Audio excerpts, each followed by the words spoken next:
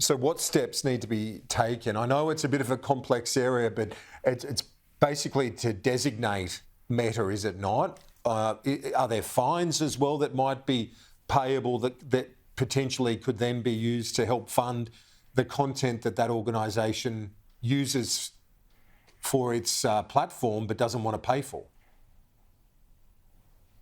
Yeah, there's a whole range of steps that can be taken under the Media Bargaining Code. We put that in place when in government because we realised that action needed to be taken. And you'll recall, Kieran, that Josh Frydenberg went toe-to-toe with Mark Zuckerberg.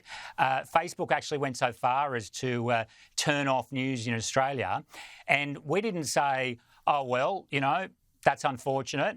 We said, well, no, you're not going to get away with that, and we're going to put in place this code. So the precise steps that the government takes is really a matter for them. But simply expressing anger does not pay the wages of journalists. Money does. And the question is Anthony Albanese strong enough? Because he's basically here effectively going to be in a negotiation with a company that's worth about $2 trillion. And if the government doesn't succeed on this, the people who will be pay the price will be Australian journalists.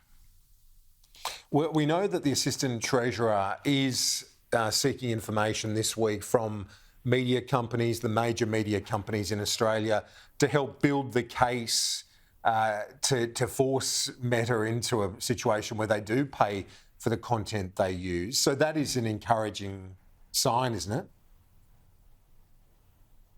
Well, look, the government on Friday basically said we're looking into our options and we'll go from there. And I thought that was a pretty weak response, to be frank. I think the government should have been much more on the front foot about that so that we didn't end up in this situation of where Meta's made this statement. Following an administrative process is all well and good, but what companies like Meta respect is strength. Is strength.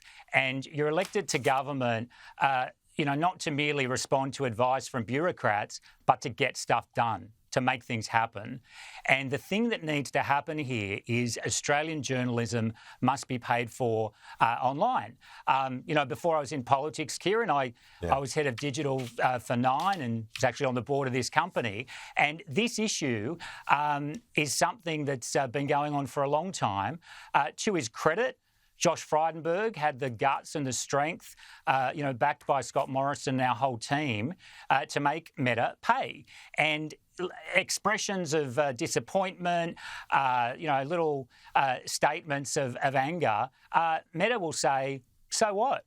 Meta will say, well, if they're not going to make us pay, we're not going to pay. And the only scenario, to be frank here, where Meta will pay for Australian journalism is where the government forces them to. And is the Prime Minister strong enough to make that happen? It very much remains to be seen. But I think if you think of an example, Kieran, very practical example, think of ACP magazines.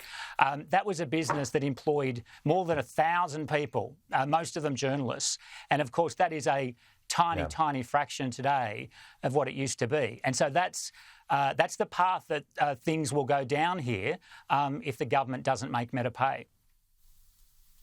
David Coleman, Shadow Communications Minister, we very much appreciate your time. And as you say, it remains to be seen. Let's keep a watching brief on that one. Thanks. Thanks, Kieran.